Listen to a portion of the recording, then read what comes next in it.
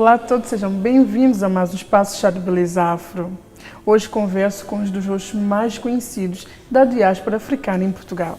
Destaca-se por ser uma excelente professora universitária, uma excelente escritora e também por ser uma das oradoras mais requisitadas. Estou a falar nada mais e nada menos da professora Inocência Mato. Olá, professora, seja bem-vinda. Muito obrigada. Olá, Neuza, muito obrigada pelo convite. É com muito gosto que estou cá para conversar consigo.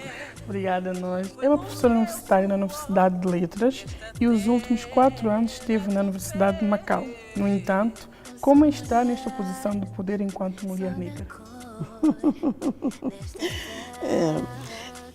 Sim, eu sou professora da Faculdade de Letras da Universidade de Lisboa e estive durante 4 anos com um convite na Universidade de Macau, onde eu exerci cargos, para além de ser professora, em primeiro lugar. Hoje eu sinto que existem constrangimentos, não é? Há 10 anos, há 20 anos, existiam muitos mais constrangimentos. Constrangimentos da parte de aquilo que se chama mesmo, não apenas uma questão de racismo institucional, mas de uma visão preconceituosa. Eu tinha sempre que provar que merecia aquele lugar. Era sempre de colegas, de alunos, não é? De alunos, de escritores africanos. Porque a minha área primordial, hoje eu transito muito pelas ciências sociais, mas a minha área primordial é estudos literários, estudos culturais. Mas eu sentia e havia aqueles comentários, meio a brincar, meio a sério, e que se notava preconceito da parte dos escritores africanos que eu estudava. Portanto, foi um processo, não foi um processo fácil. A questão que se põe é a questão da aceitação, na verdade, da questão da diversidade. E essa diversidade é uma diversidade que tem a ver com os direitos humanos. Se a paisagem humana de uma comunidade é feita de diferentes, a superestrutura dessa comunidade tem que revelar, tem que mostrar essa diferença. E daí surge uma outra questão. Quando nós discutimos a diferença, normalmente, e tive essa discussão com inúmeras pessoas, que a melhor solução é apagar a diferença. Porque nós hierarquizamos a diferença. A diferença não tem que ser hierarquizada. A diferença é uma mais-valia, porque o homem é feito, a humanidade é feita de diferenças.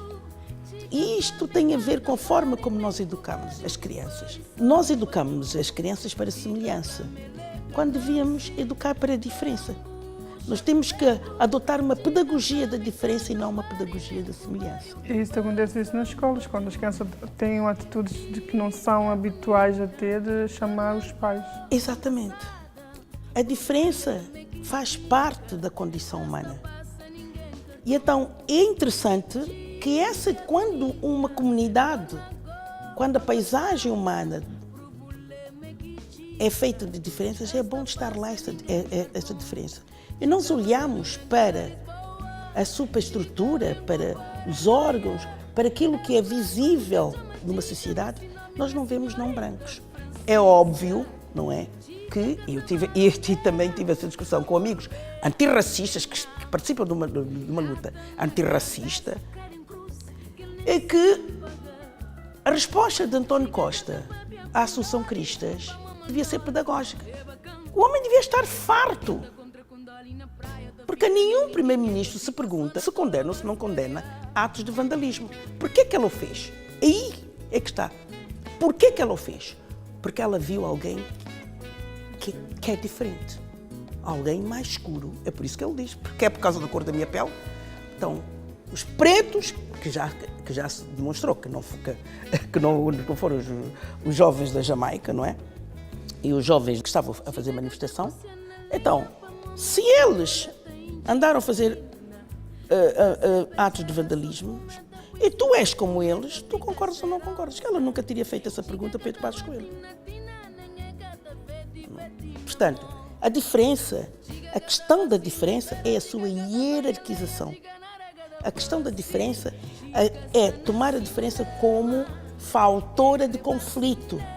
quando a diferença faz parte da condição humana. Nasceu em São Tomé, já tem um histórico por viver e trabalhar em diversos continentes, algo que eventualmente incutiu-lhe uma diversidade na forma de olhar e sentir o mundo. Como é que é a professora Inocência Mata? Como é que se viu? Como é que... Bem, se perguntasse isso aos meus alunos, eles diriam, não é flor que se cheira. E eu acho que sou uma pessoa que é feliz com a sua profissão, que gosta da vida que tem, momentos mais ou menos tristes. Pelo menos não tenho, eu digo sempre isso. Não tenho o que não quero. Isso é bom. Teimosa, rebelde, A rebeldia faz parte. curiosa, muito curiosa. Acho que sou uma pessoa generosa, sem ser parva.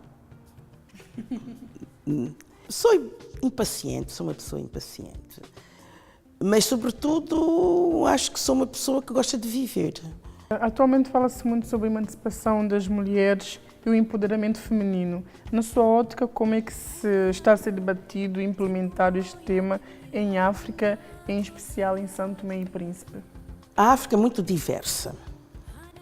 Muito países da diversa. CPLP. Né? A África, mesmo os países da CPLP, a questão da condição do feminino, do empoderamento, é bastante diferente. Por exemplo, Moçambique não é igual a Cabo Verde, não é? A África é muito diversa. Vou tomar como exemplo São Tomé e Príncipe. São Tomé e Príncipe é um caso bastante interessante, mas é muito ambíguo.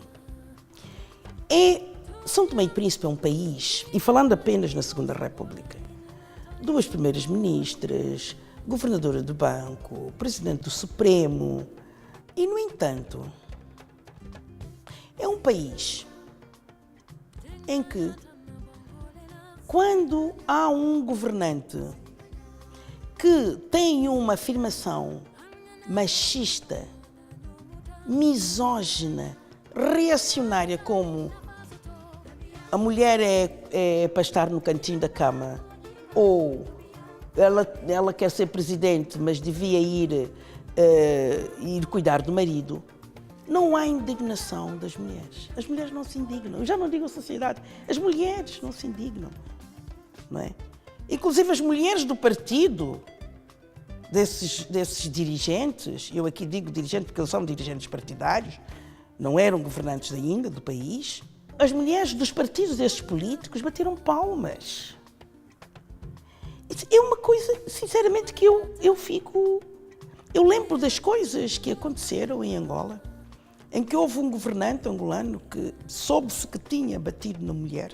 Chega uma recepção, nenhuma mulher lhe apertou as mãos. Nenhuma mulher lhe apertou as mãos, viraram nas costas. Ele estendia as mãos e as mulheres... É São Tomé e Príncipe. Quando Miguel Trovoada disse isso, as pessoas, os adeptos dele, as adeptas dele, bateram palmas. O Patrício disse isso. Disse a Maria das Neves que ela tinha que ir para casa e era cuidar do marido em vez de querer ser presidente. As mulheres do partido bateram palmas. Isto para mim é uma coisa que me deixa estarrecida enquanto cidadã e deprimida enquanto mulher. Olha, vamos dizer assim, uma vez eu a dizer isso, uma política disse-me: é porque elas não levaram a sério. Como? Não levaram a sério? A questão é que, numa sociedade empenhada em trabalhar pela emancipação feminina, pela educação para a igualdade, nenhum político pode dizer isso. Nenhum político ou política não pode. Pode dizer na mesa com os seus amigos a beber cerveja. Pode dizer. Porque, enfim, Porquê? Porque nós temos que nos policiar contra determinados preconceitos. Eu não estou a dizer que eu não tenho preconceitos. Eu estou a dizer que eu me policio.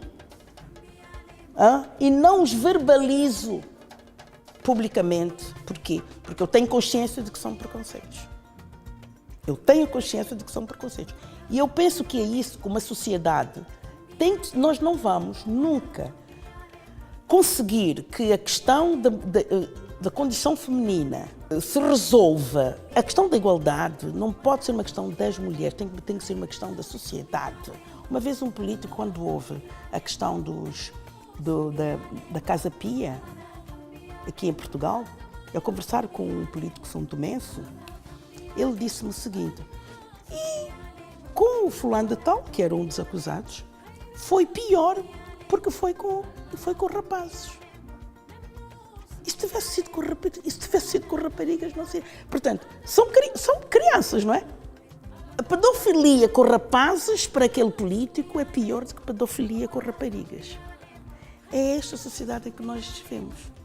É por isso que quando pessoas se embandeiravam em arco para ver, porque São Tomé e Príncipe dava cartas, porque as primeiras ministras, porque realmente não havia, não é? Portanto, o único caso que se equipara, e só teve uma, em Moçambique, com a Luísa Diogo. São Tomé e Príncipe teve a Maria das Neves e teve a Maria do Carmo. Eu dizia, calma, isto é conjuntural, vamos ver se na verdade esta sociedade é uma sociedade que está a caminhar para a equidade e a igualdade. E, sobretudo, para a educação para a igualdade.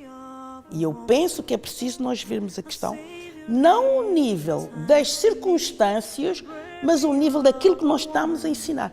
Nós estamos a ensinar as nossas crianças em São Tomé e Príncipe para a equidade, para a igualdade.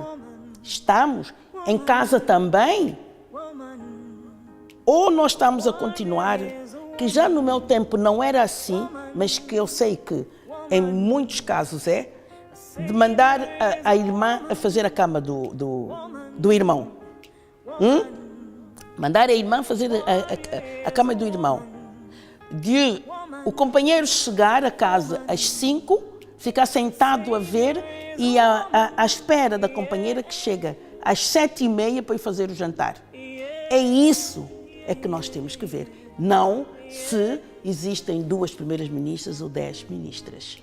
Como pode uma mulher conciliar o papel de mãe, escritora, professora e uma mulher da sociedade?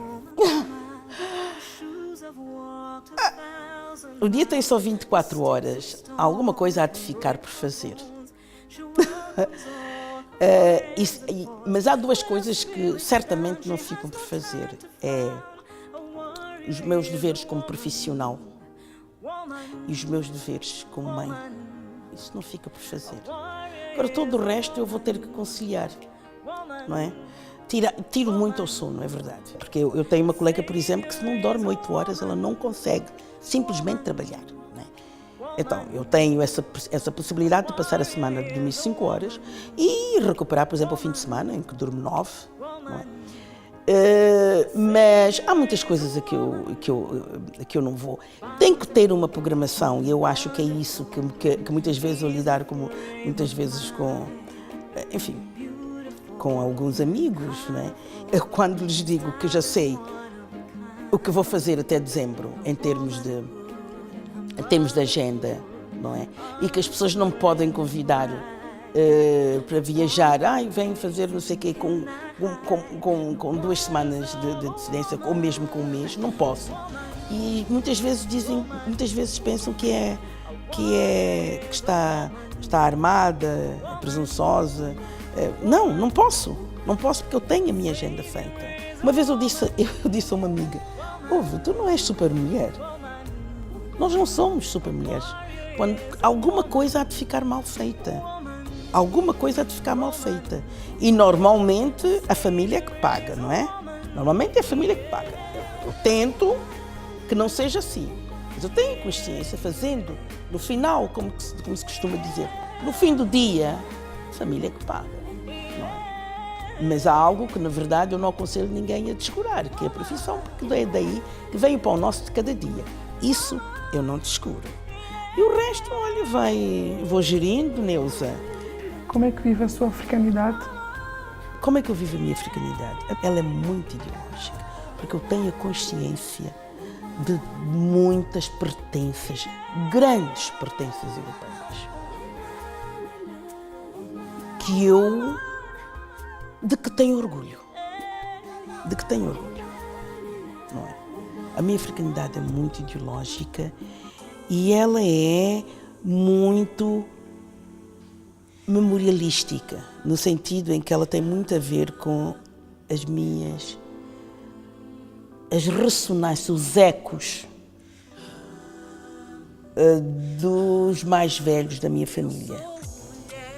Muito obrigada, doutora Inocência, por ter aceitado. Obrigada, Neuza. Eu é que agradeço. Foi uma conversa, não é?